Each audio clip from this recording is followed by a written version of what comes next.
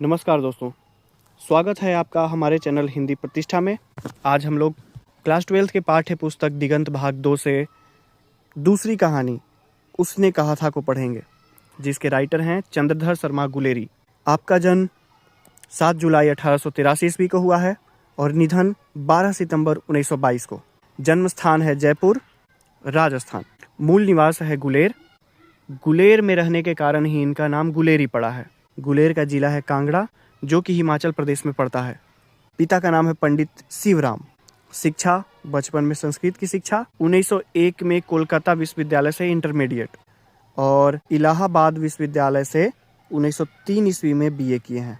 वृत्ति, अगर वृत्ति देखा जाए तो ये 1916 में संस्कृत विभाग के अध्यक्ष बने। वृत्ति का अर्थ होता है प्रोफेशन। आप आजीविका चलाने के लिए जिस पेशा को चुनते हैं वो कहलाता है वृत्ति। अंतिम दिनों में मदन मोहन मालवीय के निमंत्रण पर बनारस हिंदू यूनिवर्सिटी में प्राच्य विभाग के कार्यवाहक प्राचार्य तथा मनीन्द्र चंद्र नंदीपीठ की प्रोफेसर भी रहे हैं।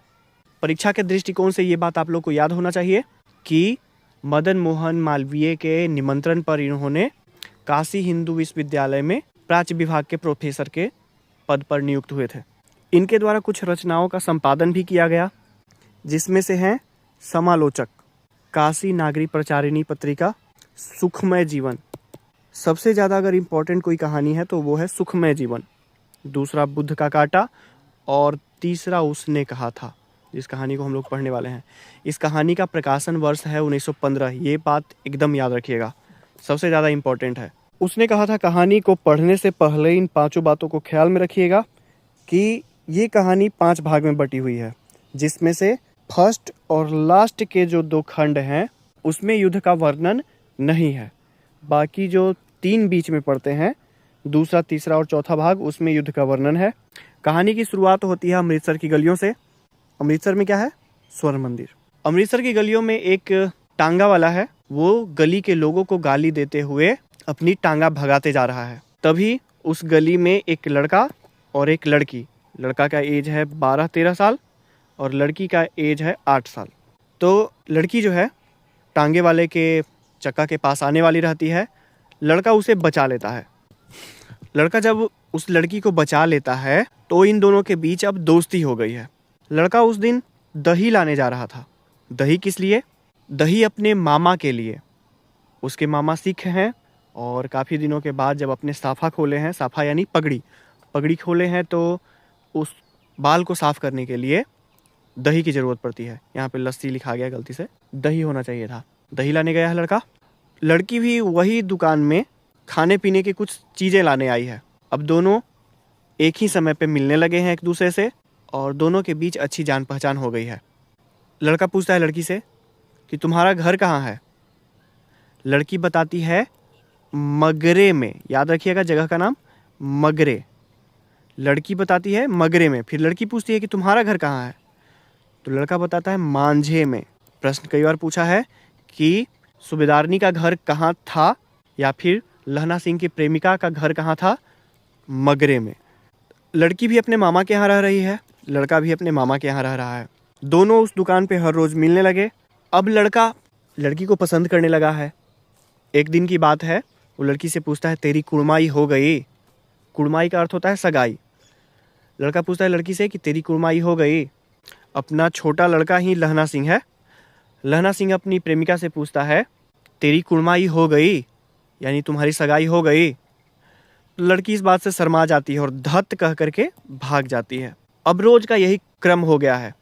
जब भी वे एक दूसरे से मिलते तो लड़का यही प्रश्न करता तेरी कुड़माई हो गई, और लड़की वही शर्मा करके धत करके चली जाती थी।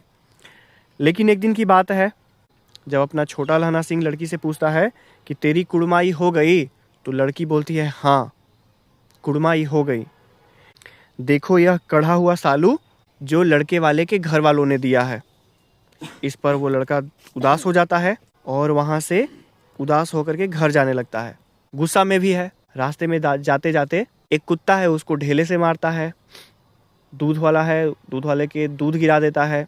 सब्जी वाले के ठेला को उलट देता है और एक वैष्णवी महिला से टकरा करके अंधा का उपाधि भी पाता है। वैष्णवी महिला का मतलब होता है वैसी महिला जो भगवान विष्णु की उपासक हो। भगवान विष्णु के उपासक को कहा जाता है वैष्णव।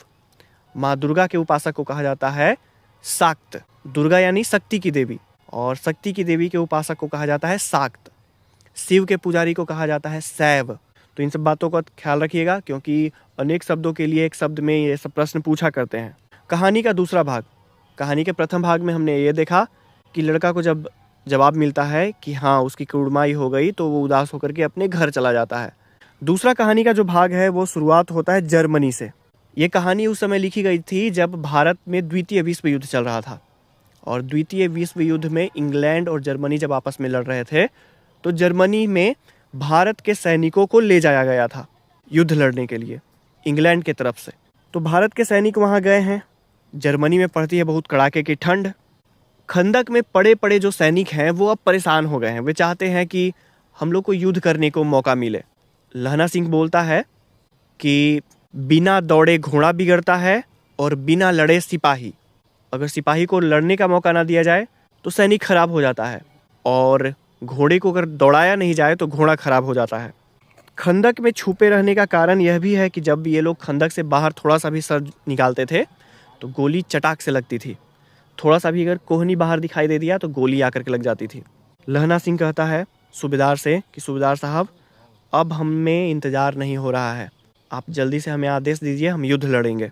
तो सूबेदार बोलता है कि देखो बाबू, ये बात ये है कि हम युद्ध लड़ने का आदेश नहीं दे सकते, क्योंकि ये सब डिसीजन लिया करते हैं ऊपर के ऑफिसर। लड़ाई में दूरदर्शिता होनी बहुत ज़रूरी है, क्योंकि आप युद्ध लड़ने चले गए, हो सकता है कि वहाँ बात संधि की चल रही हो, शांति की चल रही हो, इसीलिए सूबेदार मना करता है कि जब तक ऊपर से आदेश नहीं आएगा हम तुम्हें लड़ने का ऑर्डर नहीं देंगे। सूबेदार बोलता है कि मुझे पता है कि तुम परेशान हो गए हो, जब तक रिलीफ टीम नहीं आ जाए तब तक तुम लोग इंतज़ार करो। 1-2 दिन में जब रिलीफ टीम चली आएगी तो तुम लोग जाना और अपने हाथों से झटका करना। झटका का मतलब होता है, जब चिकन को हिंदू लोग मारते हैं तो वो झटका होता है, और इस्लाम में जब मारा जाता है तो उसे बोला जाता है हलाल। तो वजीर सिंह जो है अपना पलटन का बुद्दूसक, वो बोलता है कि हाँ रिलीफ टीम जब आ जाएगी तो हम लोग अपने हाथों से झटका करेंगे, और विदेशी जो मैम है, जर्मन मैम है, उसके यहाँ जा कर के खूब मस्ती करेंगे, मतलब खाना खाएंगे, पार्टी करेंगे। जर्मन मैम है, वो बोलती है कि तुम लोग जर्मन के बादशाह हो, तुम लोग जर्मनी को बचाने आए हो, और उसके यहाँ जाने पर दूध, फल, सब्जी, खाने पीने के जो सामान है उसकी वर्षा करा देती है। कहानी आगे बढ़ता है। बोधा सिंह को दिखाया जाता है। बोधा सिंह जो कि सूबेदार का बेटा है। बोधा सिंह का तबीयत खराब है और वो लहना सिंह के अंडर में अभी काम कर रहा है। तबीयत खराब होने के कारण लहना सिंह अपना कंबल उसे दे दिया करता है। कंबल दे देने के कारण वजीर सिंह उसे टोकता है कि देखो लहना, अपना कंबल मत दिया करो, क्योंकि अगर इतना ठंड है, ठंड में अगर अपना कंबल भी दे दिया करोगे तो तुम्हें ठंड लग सकती है, और ठंड से मरने वालों को मुरब्बा नहीं मिला करती। ये बात याद रखिएगा, ठंड से मरने वालों को मुरब्बा नहीं मिला करती कथन कौन कहा था? वजीरा सिंह। यहाँ पे मुरब्बा का क्या अर्थ है? यदि आप सेना में हैं, ठंड से मर जाते हैं तो आपको किसी तरह का पुरस्कार नहीं मिलेगा, लेकिन वहीं आप गोली से मरते हैं, मरना तो है ही युद्ध में, तो आप गोली से मर जाइए, वो अच्छा है, लेकिन अगर आप ठंड से मरते हैं तो आपको किसी भी तरह का सम्मान नहीं मिलता है। इसी बात को सोच करके पलटन का विदूषक जो है वो बोलता है कि लहना सिंह, ठंड से मरने वालों को मुरब्बा नहीं मिला करते। इस पर लहना सिंह कहता है कि देखो भाई वजीरा, बात यह है कि हम जर्मन सैनिक के हाथों से मरेंगे नहीं कभी। हम अपने घर पे आम का पेड़ लगाए हैं अपने छोटे भाई कीरत सिंह के साथ में, और हम जब भी मरेंगे तो भाई कीरत सिंह के गोद में मरेंगे, और वही आम का पेड़ होगा जिसे हम बचपन में लगाए थे। कहानी का दूसरा भाग यहाँ खत्म होता है। अब आते हैं कहानी के तीसरे भाग पे। बोधा सिंह का तबीयत खराब है, वो बेचारा लेटा हुआ है, ठंड से कांप रहा है। इसके कारण लहना सिंह अपना जो जैकेट है वो दे दिया करता है उसको। जैकेट भी दे दिया, पहले कंबल दे दिया करता था, अब जैकेट भी दे दिया। बोधा सिंह कहता भी है कि देखो तुमको ठंड लग रही होगी, हम ही को सब कुछ दे दोगे तो तुम क्या करोगे? इस पर लहना सिंह कहता है कि अरे तुम परेशान मत हो, चिंता मत करो, सरकार की तरफ से एक नई जर्सी आई है, जर्सी पहनने के लिए हम लोगों को मिला है, अगर ठंड लगेगी तो हम उसको पहन लिया करेंगे। इतना बोल करके उसे सोने के लिए कह दिया। तभी क्या होता है कि एक लप्टन साहब करके व्यक्ति हैं, लप्टन साहब मतलब सीनियर ऑफिसर आते हैं, और जितने भी ऑफिसर हैं उन सबको कहते हैं सीनियर ऑफिसर आते हैं, और हजारा सिंह को कहते हैं कि देखो हजारा, यहाँ से पूरब दिशा में कुछ दूरी पर 50 जर्मन सैनिक बैठे हुए हैं खंदक में छुप करके। तुम लोग 10 सैनिक को छोड़ करके, कितना सैनिक छोड़ के? 10 सैनिक छोड़ करके बाकी सब चले जाओ और उन सब जर्मन सैनिक को मार देना। हजार सिंह जैसे ही ऑर्डर पाता है तो बाकी सब सैनिकों को छोड़ करके अब आगे निकल गया है जर्मन सैनिकों को मारने के लिए। हजारा सिंह के जाते ही लपटन साहब सिगरेट सुलगाते हैं। जब हजारा सिंह 10 सैनिकों को छोड़ करके जा रहा है तो उसमें से एक सैनिक लहना सिंह को भी छोड़ा है और सारी जिम्मेवारी उसी के ऊपर छोड़ दिया है, लहना सिंह के ऊपर। कहता है लहना, जब तक हम वापस न लौट करके आए यहाँ की जिम्मेवारी तुम्हारे ऊपर है। हजारा सिंह के जाते ही लपटन साहब सिगरेट सुलगाते हैं। सिगरेट पीते पीते दूसरा सिगरेट निकाल करके लहना सिंह को ऑफर करता है कि लहना लो सिगरेट पियो। ये देख करके लहना का माथा ठनक जाता है। क्यों? क्योंकि अगर लपटन साहब वास्तव में लपटन साहब हैं तो उन्हें इस बात का खबर होना चाहिए कि सिख लोग सिगरेट नहीं पीते हैं। अगर ये सिगरेट ऑफर कर रहा है इसका मतलब है कि लपटन साहब वास्तव में लपटन साहब नहीं है, कोई और है। इस बात की पुष्टि करने के लिए लहना सिंह एक झूठ बोलता है। लपटन साहब से पूछता है, लपटन साहब आपको बात याद है जब आप हमारे यहाँ थे तो एक ऐसा जगह का नाम लेता है जहाँ पे नीलगाय होते नहीं हैं, फिर भी उस जगह का नाम लेकर के बोलता है कि वहाँ पे आपने नीलगाय का शिकार किया था और जो नीलगाय की सींग थी वो आप अपने घर पे ले गए थे। लपटन साहब हाँ में हाँ मिलाता है। लपटन साहब को लग रहा है कि पिछला जो लपटन साहब होगा वास्तव में हो सकता है कि नीलगाय का शिकार किया हो और अपने घर पे ले गया हो। तो लपटन साहब हाँ में हाँ मिलाते हुए कहता है कि हाँ हाँ लहना, मुझे याद है, वो सींग मैंने अपने बेडरूम में लगा रखा है, काफ़ी बड़े बड़े सींग हुआ करते हैं उसके। अब लहना श्योर हो गया है क्योंकि जिस जगह का नाम ले रहा था वहाँ पे ना तो नीलगाय होता था और ना ही नीलगाय के सींग बड़े बड़े होते हैं। नीलगाय के सींग साधारण गाय से भी छोटे होते हैं। इस बात की पुष्टि होते के साथ में वह वजीरा सिंह की तरफ जाता है। वजीरा सिंह कहता है, क्या लहना, क्या कयामत आई है, जरा तो आंख लगने दी होती। ये कौन कह रहा है? वजीरा सिंह। लहना सिंह कहता है, हाँ सच में आफत आई है, हमारे यहाँ जो आया है लपटन साहब नहीं कोई और हैं। और कहानी का तीसरा भाग यहाँ पे ख़त्म होता है। इस बात को सुनकर के वजीरा सिंह चौंक जाता है। लहना सिंह कहता है कि देखो वजीरा, सबसे पहले जो भी अपने सैनिक हैं उनके पास जाओ और उन्हें वापस ले करके आओ।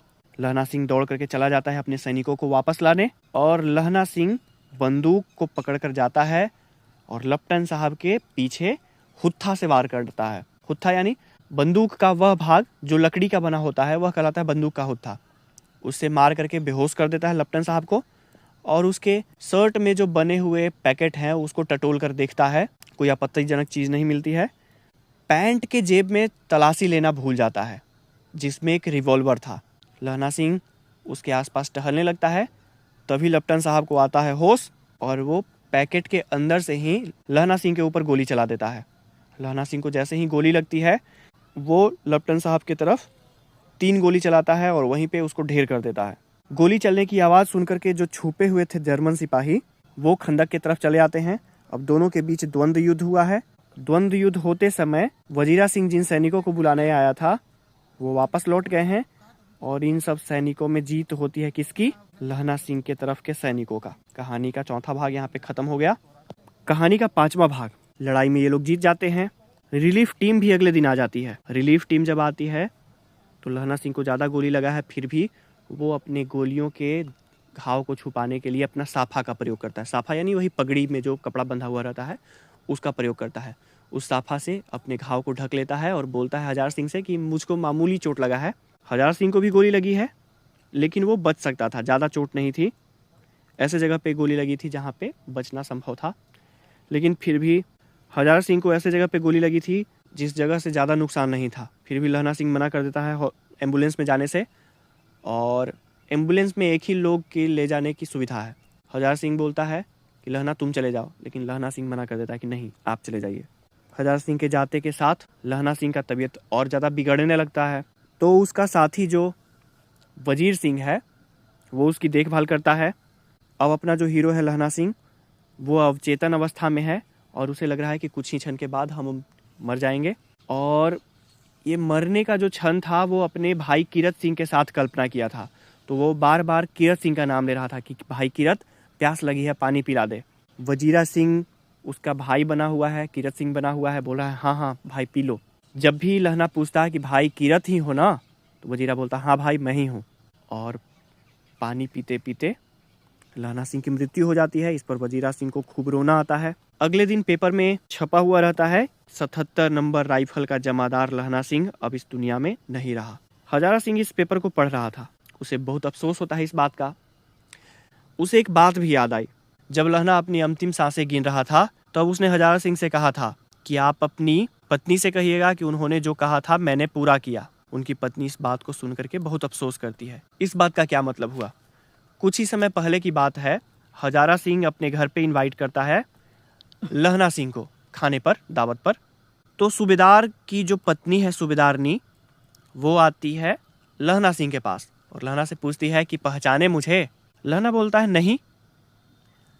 इस पर सूबेदारनी बोलती है, यानी हजारा सिंह की पत्नी बोलती है, तेरी कुड़माई हो गई। लहना सिंह को याद आता है, अच्छा वही बचपन की प्रेमिका है जिसकी शादी अब सूबेदार साहब से हो गई है। सूबेदारनी कहती है कि देखो, तुम जा रहे हो युद्ध करने, तो युद्ध में मेरे पति और मेरे बच्चे की हिफाजत करना। इस पर लहना सिंह बोलता है बिल्कुल। और लहना सिंह अपने प्राण की आहुति दे करके अपनी प्रेमिका के द्वारा कहे गए वचनों को पूरा किया। यह प्रेम पर आधारित एक आदर्शवादी कहानी है। अब आप लोग को इस कहानी से संबंधित जितने भी प्रश्न हैं उस प्रश्न का जवाब मिल गया होगा। किसने कहा था? तो सूबेदारनी ने कहा था। क्यों कहा था? क्योंकि ये लोग युद्ध लड़ने जा रहे थे और युद्ध में कभी भी मृत्यु आ सकती थी, इसीलिए कहा था। किससे कहा था? लहना सिंह से कहा था। कहाँ कहा था? अपने घर पर, यानी हजारा के घर पर कहा था। कब कहा था? युद्ध में जाने से पहले कहा था। इस चैप्टर से जितने भी ऑब्जेक्टिव क्वेश्चन बनेंगे हम उसे अगले चैप्टर में डिस्कस करेंगे। अगर ये वीडियो आपको अच्छा लगा हो तो वीडियो को लाइक करें, चैनल को सब्सक्राइब करें। धन्यवाद।